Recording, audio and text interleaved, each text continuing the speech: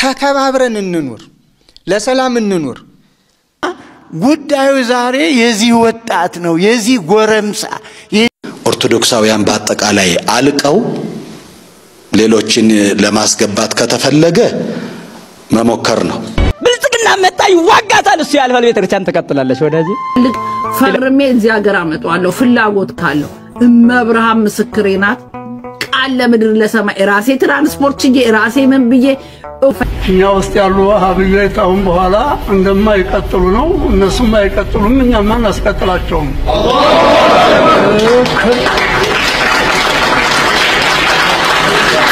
ወደዚህ ህብረት ተቀላቅለናል ለሰይጣን መንገድ አትስጡ የሚል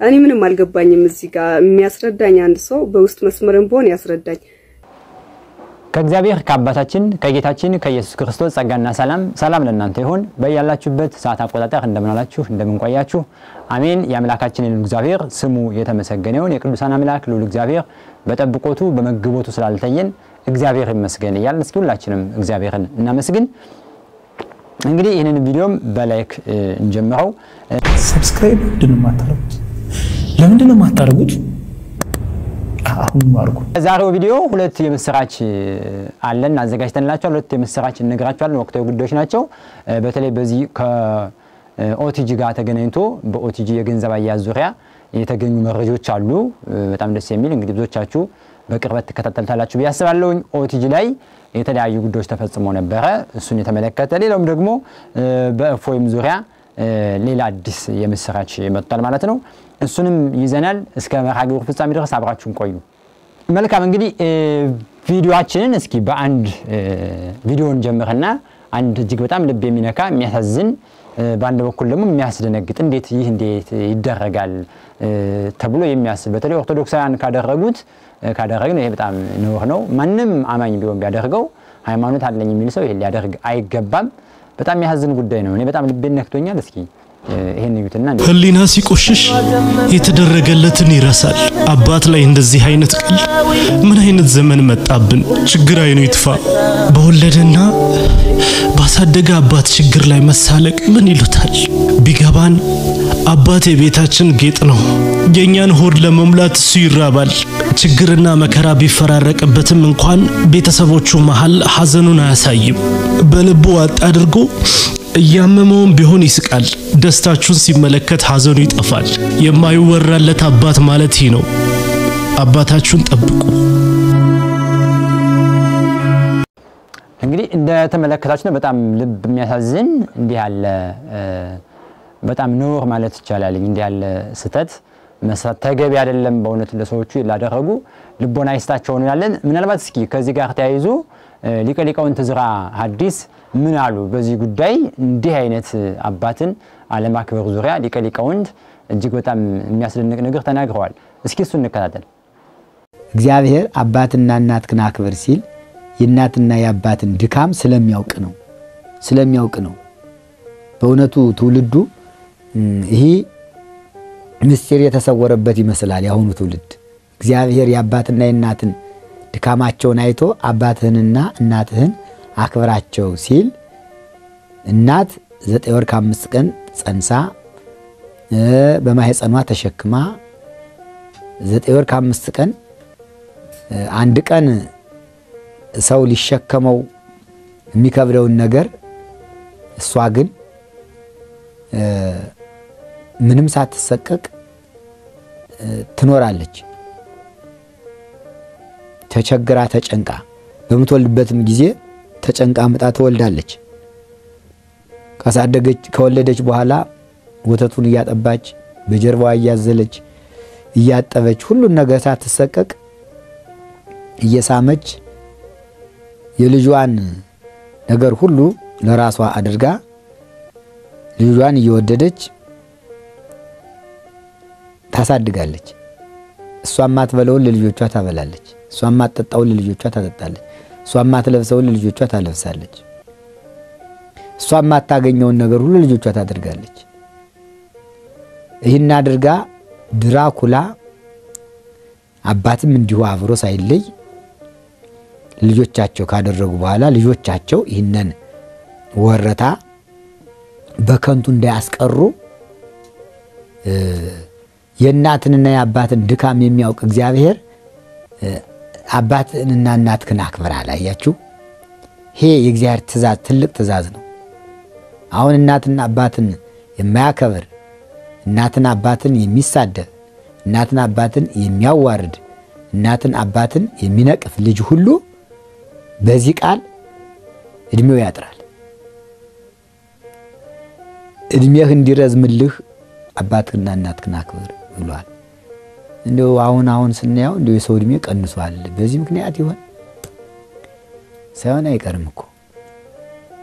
ለሊቀ ሊቃውንት ቃለ ሕይወት ያሰማልን። በእውነት እድሜህ እንዲረዝም እናት አባትን አክብር ብለው እንዳሉ ምናልባትም የእድሜያችን አለመረዘም የትውልዱ አንዱ ክፍተት ይሄ ሊሆን ይችላል እንዳሉትም እሳቸው በትክክልም መጽሐፍም የሚነግረን ይሄ ነው። ልጆች ለወላጆቻችሁ ታዘዙ ተብሎ የተነገረው በዚህ አንግል ነውና ታምረ ማርያም ነው ታምረ ኢየሱስ እንኳን እንደሚነግረን ጌታ ኢየሱስ ክርስቶስ ፍጹም አምላክ ሆኖ ሳለ ነገር ግን ፍጹም ደግሞ ሰው ነበርና እናቱን ይታዛት እንደነበረ በታምረ ኢየሱስ ይነግረናል። ስለዚህ ለዚህ ነው አስቀድሞ ጌታ እግዚአብሔር በስጋ ማርያም ከመገለጡ በፊት ለሙሴ እናትና አባትን አክብር ብሎ የተናገረው። ስለዚህ ሁላችንም ወላጆችን ማክበር እናት አባትን ማክበር እድሜን ያስረዝማል ሊቀ ሊቃውንት እንዳሉ ማለት ነው። በድጋሚ ለአባታችን ቃለ ሕይወትን ያሰማልን። እሺ እንግዲህ በዚህ ሰሞን በተለያየ አጋጣሚ በርካታ ሙስሊሞች በተለይ እህቶች በቁርአን ላይ ጥያቄ ያነሱ ነው። በኡስታንዞች ላይ መልስ አላገኝንም የሚል ሂደት ውስጥ ላይ ናቸው። በርካታ እህቶች በርካታ ሙስሊሞች ከእስልምና ወደ ክርስትና እየመጡ ነው። እስኪ አንድ ቪዲዮ ልጋብዛችሁ፣ እሱን እንከታተል። እሺ ስሜ ሰሚራ ሚፍታ ይባላል። በእግዚአብሔር ቸርነት በእመቤታችን በቅድስት ድንግል ማርያም አማላጅነት በቅዱስ ገብርኤል ተራዳይነት ከሌላ እምነት 8 ነን ኦልሞስት አባት እናት እና 6 ልጆች ነን። እግዚአብሔር ፈቅዶ ወደዚህ ህብረት ተቀላቅለናል።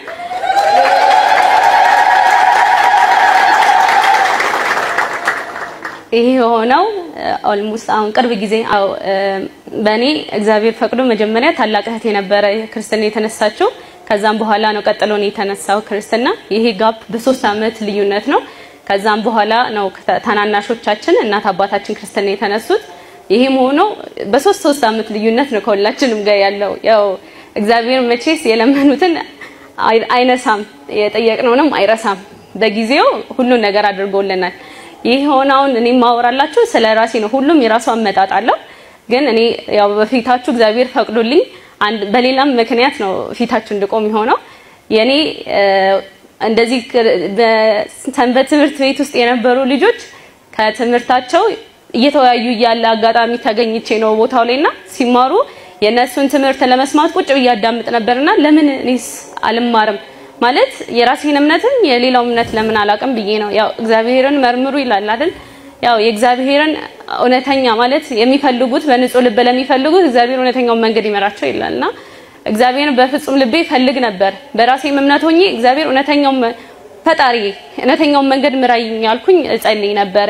ያው የአብርሃም አምላክ እንላለን አይደል? በእምነት አብርሃም እግዚአብሔርን እንደፈለገው ማለት ነውና እግዚአብሔር እውነተኛውን መንገድ መርቶኛል። ይሄም የንስሐ አባቴ ቆሞስ አባ ኢያሱ ሰብስብ ይባላሉ። መዝወር ደብረ እሳት ቅዱስ ገብርኤል በጉራጌ ሀገረ ስብከት በምሁር አክሊል ወረዳ የመዝወር ደብረ እሳት ቅዱስ ገብርኤል የአስተዳዳሪ ናቸው። እሳቸውም ከአዲስ አበባ የደብረ እሳት ቅዱስ ገብርኤል የአብነት ተማሪ የነበሩ የአዲስ አበባ ተወላጅ ናቸው። ወደ ገጠር ሄደው መንኩሰው የገጠሪቱን ቤተክርስቲያን እያሳቡ ያሉ ናቸው እና እሳቸው እዚህ 15 ቀን ለንሳቸው ልጆቻቸው ሊጎበኙ በመመጡ አጋጣሚ ነበር እኔ ያገኘኋቸው። እኔ ዛኔ የግቢ ጉባኤ ቅድስት ማርያም ተማሪ ነበርኩኝና በዛን ሰዓት አግኝቻቸው ከዛቸው ጋር ነበር ወደ ገብርኤል ሄጄ ዛ ገጠር ክርስትና የተነሳሁት የነበረው። ከዛም በኋላ ነው እሳቸው ቤተሰቦቼን አስተምረው ሁሉም እንዲቀየሩ የሆነው ማለት ነውና ወንድሜ ታናሽ አንድ ወንድም ነው ያለኝ። እሱም እዛው ነው ድቁናውን የተቀበለው።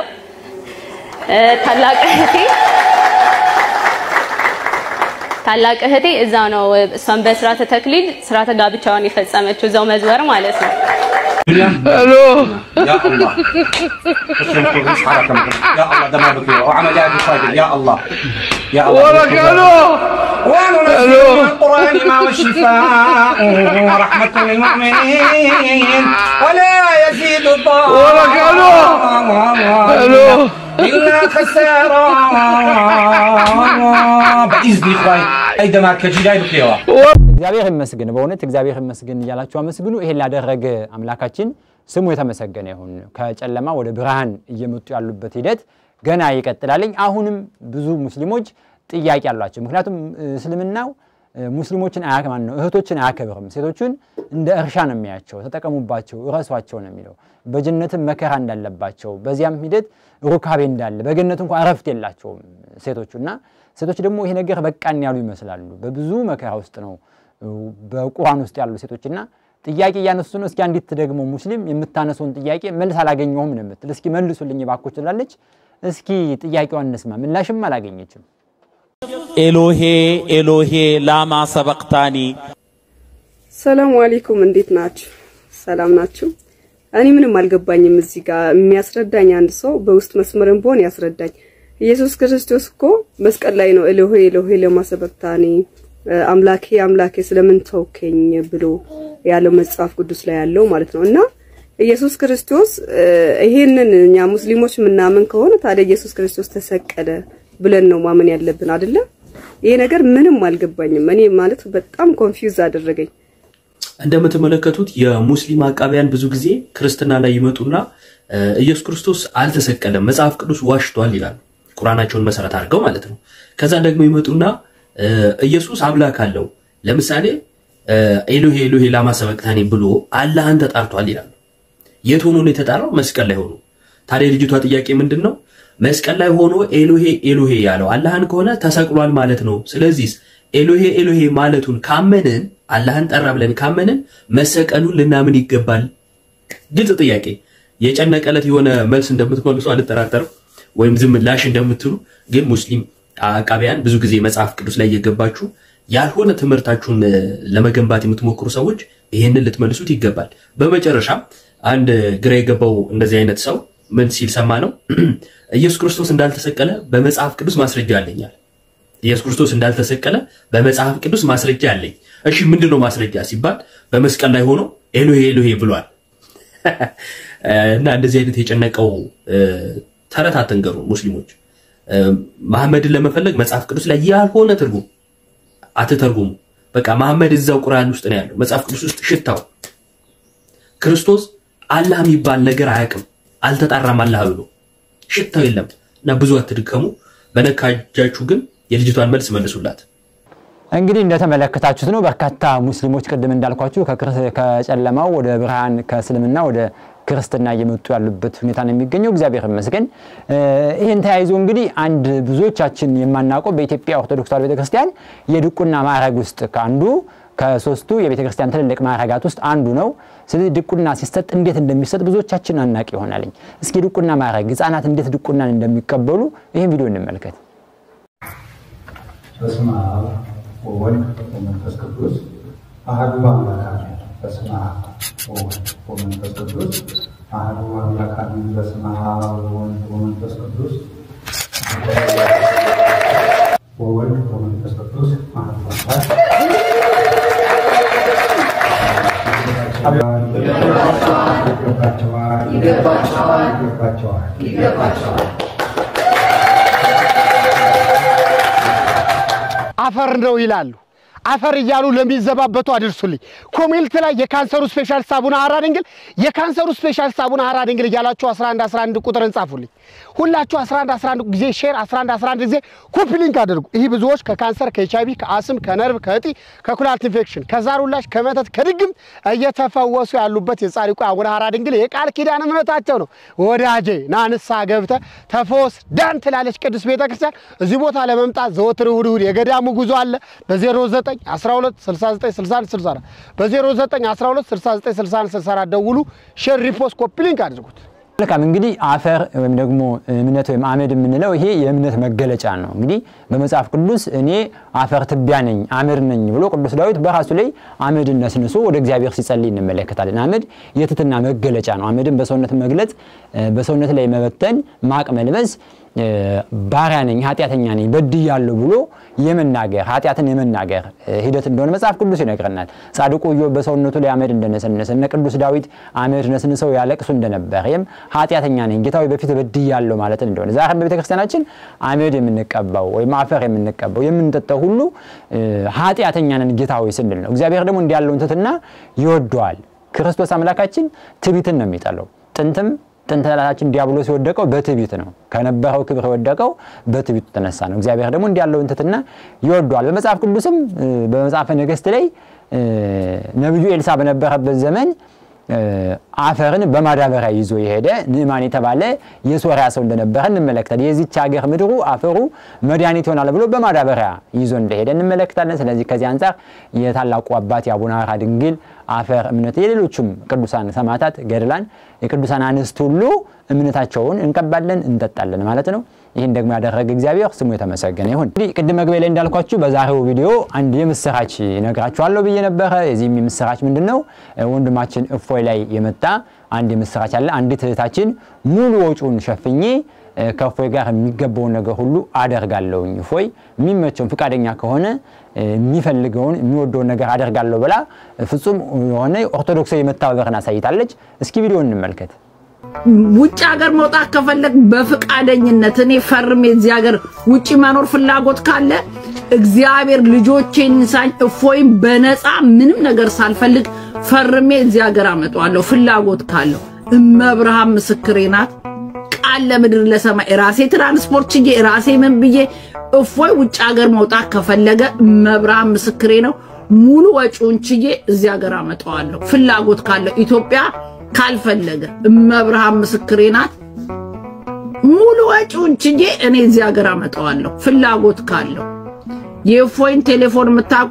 ላኩልኝ ፍላጎት ካለው እመብርሃን መብቴ ነው በፍሪደም አገሬ ገብቼ ጋብቻ ስላችሁ ፌክ ጋብቻ ነው ሌላ ነገር ጭንቅላታችሁ ደነዝ ይሄ ማይም ደነዞች አላችሁ ሌላ የምታስቡ እፎይ እንደኔ ቂጧን የጣለች ባለጌ ሴት ሳይሆን የሚያስፈልገው እፎይ ድንግልናዋን ይዛ ባይብል የተማረች ትክክለኛ ቆርባ አው እንደኔ ልጅ ማለት ነው የኔ ልጅ ህፃናት ለሱ ትገባዋለች ይያልኩ ምሳሌ ነው መሰጣችሁ አሁን የኔ ልጅ እንግሊዝ ሀገር ተወልዳ ሃይማኖቷን አውቃ ቆርባ ራሷን ጠብቃ ወደፊት የምታገባው እሷን የሚመስል የቆረበ ሃይማኖት የሚያቅ ጭንቅላት እንደሷ ያለው ሰው ነው የምትፈልገው የተማረ እፎይም እንደኩያው እንደ እድሜውን ባላቅም አሁን እፎይ ጸጉሩ እንዲ ስለሚያረግ ነው እንጂ ልጅ ነው እንደሱ የተከበረ ንጉስ ራሷን ለንደን አሉ ራሳቸውን የጠበቁ የጨዋ ልጆች ክብራቸውን ጠብቀው 27 28 አሁን የኔ ህዝ የዛሬ ስንት አመት ነው ያገባችሁ she was 27 she was ድንግል ሆና በክብር ኢትዮጵያ ሄዳ አግብታ ዛሬ የሁለት ልጆች እናት ናት ያገባችሁ ለዛው ጎንደሬ ጀግናው ጎንደሬ ነው አግብታ የኔ ህዝ በክብር በድንግልና በስርዓተ ተክሊል አንድም ዘፈን የሚባል ነገር ወፍ አልነበረም በክብር ነው ያገባችሁ ስለዚህ እፎይም የእንደዛ አይነት ነው የሚያስፈልገው አግብቶ መኖር ከፈለገ ይነበር ነው ማግባት ላይ ፈልግ ይችላል ከፈለገ ግን እንደዛ ነው የሚሆነው እኔ በፍቃደኝነት ከፈለገ ደግሞ ሲቲዝን ይዞ ይፈልገ ሲደብረው የተለያየ እስራኤል እየሄደ ግሪክ እየሄደ ግብጽ እየሄደ የሃይማኖት ቦታዎችን እየጎበኘ እግዚአብሔር ከፈለገ ደግሞ ያሁኑ ፋሲጋ ደርሷል የሚቀጥለው ፋሲጋ እስራኤል መሄድ ከፈለገ ሙሉ ወጪውን ችለን እንልከዋለን እኔ እግዚአብሔር እፎይ እስራኤል ሀገር መሄድ ከፈለገ ሙሉ ወጪውን ችለን እንደ ንጉስ ለዛም እንትን ነው ከሌላ ሰው ጋር ይቀመጥ ቪአይፒ ክላስ ፈርስት ክላስ ፕሌን ተይዞለት እስራኤል ሀገር መሄድ ከፈለገ ብቻ የእፎይ ስልክ ያላችሁ በውስጥ እንግዲህ እህታችንን ሮማን እናመሰግናለን እንደተናገረችው እሷም እንግዲህ ወንድማችን እፎይ ፈቃደኛ እስከሆነ ድረስ ሙሉ ወጪውን ሸፍና እስራኤል ቤት ገዳማትን እንዲጎበኝ የጌታ ኢየሱስ ክርስቶስ የተሰቀለበትን የተወለደበትን የተጠመቀበትን ስፍራ እንዲጎበኝ ከዛም ከፍ ሲል ደግሞ መኖሪያውን በውጭ ሀገር እንዲያደርግ ሙሉውን ወጪ እሸፍናል ብላለች። ይሄ በራሱ ትልቅ መተባበር ነው፣ ትልቅ በጎነት ነው። ይሄ እንግዲህ እንደ ምስራች ሊያዝ ይገባል ማለት ነው። እፎይ ፍቃደኛ እስከሆነ ድረስ ይሄ ሊደረግለት ይችላል ማለት ነው። ነገር ግን ወንድማችን ቤትም ገጥቶ ሊያገለግል ይችላል። የገባውን የጀመረውን የንጽጽር ትምህርት ሊቀጥል ይችላል። ስለዚህ መልካም የምስራች ሆኗል ማለት ነው። አንድ ቪዲዮ ልጋብዛችሁ፣ እሱን እንከታተል።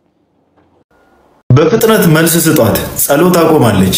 የህሊና ጸሎት ላይ ምን ይላል? የሚተናኮለኝንም ሰው አፉን ለጉሚ አንደበቱን ዲዳ አድርጊ ጉሮሮውን ዝጊ ጆሮውን አደንቁሪ ኃይሉን አድክሚ በልጅሽ መለኮታዊ ሰይፍ አንገቱን ቆርጠሽ ጣይ ይላል። እና ደንግጬ ጸሎት ነው ወይስ እርግማን ነው እየተራገምኩ ያለሁት ብዬ ነው ያቆምኩት። ማሳሰቢያ ልጅቷ ሰው ብላ ያነበበችው ውሸት ነው። መጽሐፉ ጋር የተጻፈው የሚታነኮለኝን ጠላት ነው የሚል። ጠላቴ ሲባል ጎረቤቱን እያሰበ የሚጸልይ ሰው ማስተካከል ያለበት ራሱ ነው። ቤተክርስቲያን ጠላት የምትለው የመጀመሪያው ሰይጣን ነው። ስለዚህ ምንድነው በርግጥ ሰውኛ አገላለጽ ስላለው ይሄ ፐርሶኒፊኬሽን የሚባል ሰውኛ ዘይቤ የሚባል አጻጻፍ መጽሐፍ ቅዱስም ይከተላል። ኢትዮጵያ እጆቿን ወደ እግዚአብሔር ትዘረጋለች ሲል ኢትዮጵያ እጅ እንደሌላት የታወቀ ነው። አገሪቱ ነው እንደዛ እንደማለት ሰማይ ሆይ ስማ፣ ምድር ሆይ ስማ፣ ተራራ ሆይ ምናምን እያለ ተራራውን እንደሰው ያናግረዋል። ስለዚህ ይሄ ሰውኛ ዘይቤ የምንለው ነገር አለ በጸሎት መጽሐፍትም በመጽሐፍ ቅዱስም ላይ አለ። ጠላቴ ሲል በጣም ዲስክሪፕቲቭ ሲሆንና እጁን እግሩን ምናምን ሲል ነው አይደለ ሰው ከሰው ጋር ወደ ማያያዝ የሚመጣው። እንግዲህ ሰይጣንን ሲባል እግሩን እጁን ስበረው ሲጀመር ሰይጣን እግርም እጅም የለውም። ምንድነው ከተባለ ወደኔ አይምጣ ነው። እግሩን ስበረው ማለት አይምጣብኝ ነው። አንደበቱን ዝጊው ማለት ሰይጣን ክፉ ነገር ስለኔ አይናገር ነው።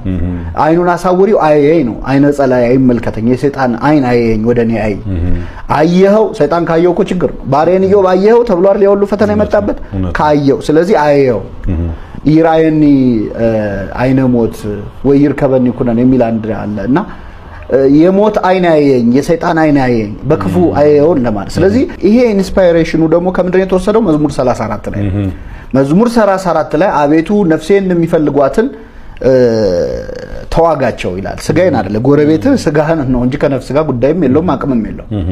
ነፍሴን የሚበድሏትን በድላቸው የሚወጉኝን ተዋጋቸው ማለት አጋንንት ነፍሳችንን ይሻሉ ወደ ሲኦል ሊጨምሯት ወደ ክፉ ስራ ሊጨምሩ። ስለዚህ የሚበድሉኝን በድላቸው ተዋጋቸው ወደኔ አይምጡ መንገድ ዝጋባቸው። ስለዚህ ጠላት ሲል አብዛኛው የሚመለከተው ዲያብሎስ ነው። ሁለተኛ ራስንም ሊሆን ይችላል። በነገራችን ላይ ለሰው ከራሱ በላይ ጠላት የለውም ይላል ቅዱስ ዮሐንስ አፈወርቅ። ሰው ከራሱ በላይ ከሰይጣን በላይ ጠላት አንተ ነው የምትሆነው። ለምን ሰይጣን ምንም ቢፈትንህ አንተ የሚለውን የፈተነን ሰምተህ ካልተከተልክ ሲኦል አይከተል። ራስ ግን ራስን ሲኦል ልከት ይችላል ልታስኮንነው ትችላለህ። ስለዚህ ለኔ ከኔ በላይ ጠላት የለኝም።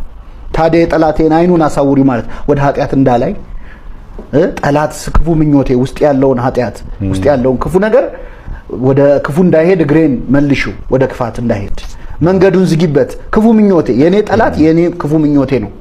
ማችን መምህራችን ዲያቆን ሄኖክ ኃይሌን እግዚአብሔር አምላክ ቃለ ሕይወትን ያሰማልን።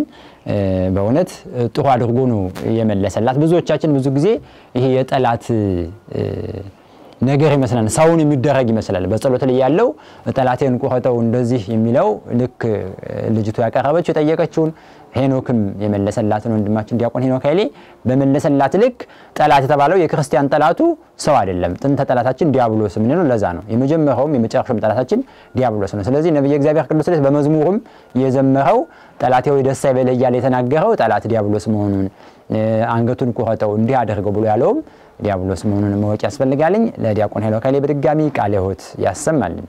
የጠቅላይ ቤተ ክህነት ዋና ስራ አስኪያጅ የሆኑት ብፁዕ አቡነ አብርሃም ጥላቻን አስወግደን መከባበር፣ በተለይ መከባበር ላይ በሃይማኖት የሚመጣ መናናቅ ማንንም የተነሳ ኦርቶዶክሳዊት ቅድስት ቤተክርስቲያንን የሚዘልፋት መሆን የለባትም። በልጆቿ መከበር አለባት። ቅድስት ቤተክርስቲያን ለቤተክርስቲያንም ለሀገርም ዋልታ ማገር የሆነች ነችና መከባበር ያስፈልጋል። ኦርቶዶክስን አትንኩ፣ ማንንም እንዲነካችሁ ካልፈለጋችሁ እኛንም አትንኩ፣ እኛም አነካችሁ። መከባበሩ ሰላሙ ነው የሚበልጠው። ስለዚህ በመከባበር በሰላም የጥላቻን መንገድ አስወግደን በፍቅር በአንድነት እንኑር ሲሉ ለተለያዩ ወገኖቻችን በተለይ ለእስልምና ባሉ መልእክት አስተላልፈዋል። እስኪ እሱ ቪዲዮ እንመልከት። እንደ መጽሐፍ ቅዱስ ጋር ሳዛምደው የተሃቡ ፍኖተ ለሰይጣን መንገድ አትስጡ የሚል ነው። የመለያያ መንገድ፣ የጥላቻ መንገድ አትስጡ። የፍቅር መንገድ፣ የአንድነት መንገድ፣ የህብረት መንገድ፣ የመተባበር መንገድ፣ የመተዛዘንን እንጂ የመለያየትን የጥላቻን መንገድ ማሳያት በጣም ከባድ ነው። የመድፌ ቀዳዳ እንኳን ታህል ከተሰጠው የማስፋት እድል አለው። ስለዚህ ሁል ጊዜ ከፋኝ የሚሉ ሰዎች በተነሱ ቁጥር እኔም ተለይቻለሁ በቃኝ ቢሉ አንድነትን፣ ማንነትን፣ ሀገርን አጉልቶ ያሳያሉ። ይሄ ሌላ ልባት አይኖረውም ወይ? ሌላ የአንድነት የፍቅር ማሰሪያ ሊሰጠው አይገባም ወይ የሚል ጥያቄ ነው ያለኝ። እንግዲህ ለመድረኩ እንግዳ በመሆኔ ይቅርታ። እግዚአብሔር ይስጥ። ዮዲት 40 ዘመን ስትዋጋ ኖረች። ዮዲት አለፈች፣ ቤተክርስቲያን ግን አለች። ግራኝ መጣ 15 ዓመት ተዋጋት። ግራኝ አለፈ፣ ቤተክርስቲያን ግን አለች። አየው። ደርግም መጣ እንደዚሁ ቤተክርስቲያን ተዋጋት። ደርግ አለፈ፣ ቤተክርስቲያን ግን አለች። ኢህአደግ መጣ ተዋጋት። ኢህአደግ አለፈ፣ ቤተክርስቲያን ግን አለች። ብልጽግና መጣ ይዋጋታል፣ እሱ ያልፋል፣ ቤተክርስቲያን ትቀጥላለች። ወዳጅ ኢለ እንዳይመስልህ። አየው። ያልፋል። እንዳንተዛዘን አትሽመድመድ። ክርስቲያን ከሆንክ ክርስቲያን ነኝ ነው አለቀ። ከሃዲ ከሆንክ ነው ከሃዲ ነኝ ብለህ እለፍ። ራስህን ጉዳይ አለቀ። አትልሰፈሰፍ። ፈሪሁላ ኦርቶዶክስ ሆነ ተፈራለህ፣ ተንቀጠቀጣለህ፣ ትሽመደመዳለህ። ለሆድ አደር አትሁን። ሆድህን ሳይሆን አምላክህን አምልክ፣ የፈጠረህን አምልክ። ጊዜያዊ መንግስት ተከትለህ ሰማያዊ መንግስት አትርሳ። እንዲህ አይነት መልፈስፈስ የለም። ዓለም ይጠላሃል። አዎ ይጠላሃል። ገና ይገድልናል፣ ሞታለን። ይሄ በቃ ሐቁ ይሄ ነው። ይጠላናል። አዎ ይጠላናል። የጠላን ደግሞ ያሳድደናል። ያሳደደን ያስረናል። ያሰረን ይገፋናል። የገፋን ይገድልናል። ደማችን ግን ክቡር ነው። ከክርስቶስ ደም ጋር ተዋህዷል። ሰማይ የመጨረሻው ቪዲዮ የሚሆነው ብፁዕ አባታችን አቡነ አብርሃም ያስተላለፉትን ጠንከር ኮስተር ያለ መልእክት እንመለከታለን። እስኪ እሱን መልእክት እንመልከት። ይሄ ተገቢ አይደለም። መደፋፈሩ በዝቷል። መንግስትም ቤተክርስቲያኒቷን ይደፍራታል፣ አልፎ ይሄዳል። ጠቅላይ ቤተ ክህነቱም ሆነ የኢትዮጵያ ኦርቶዶክስ ተዋሕዶ ቤተክርስቲያን እንደ ተቋም ደፍራ አላስፈላጊ ነገር ባትደርስም የደረሰችበት ባለፈው ህገወጥ ሲመት ሲፈጸም ተንቀሳቅሳለች። ከዚያ ወዲህ ሰላምን ለማስፈን እየጣረች ነው። እንደ ግለሰብ ደግሞ በስሜት የሚናገሩ ሰዎች ይኖራሉ። ስለዚህ ቤተክርስቲያኒቷን መድፈር ግን አደጋ ነው። ለሃይማኖቱ የማይሞት የለም። አዎ ከዚህ ቀደምም ብዙዎች ሞተዋል፣ ነገም ብዙ ይሞታል፣ ትናንትም ብዙ ሞቷል። ተከባብረን እንኑር፣ ለሰላም እንኑር።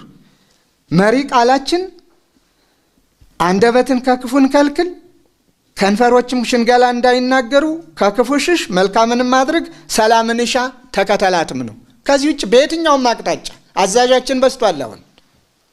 ስለዚህ ላዘዘን ሁሉ አጎንብሰን እንችላለን እንዴ? ሃይማኖታችን ከሚፈቅደው ውጭ በሉ የተባልነውን ሁሉ ማለት እንችላለን እንዴ? በሉ የሚለኝ ለኔ ሃይማኖቴ ብቻ ነው። አድርግ የሚለኝ ለኔ ሃይማኖቴ ብቻ ነው። አድርግ የሚለኝ ለኔ ተገዛ የሚለኝ ህግ ብቻ ነው። ማስፈራሪያ አይገዛንም፣ ሊሆንም አይችልም።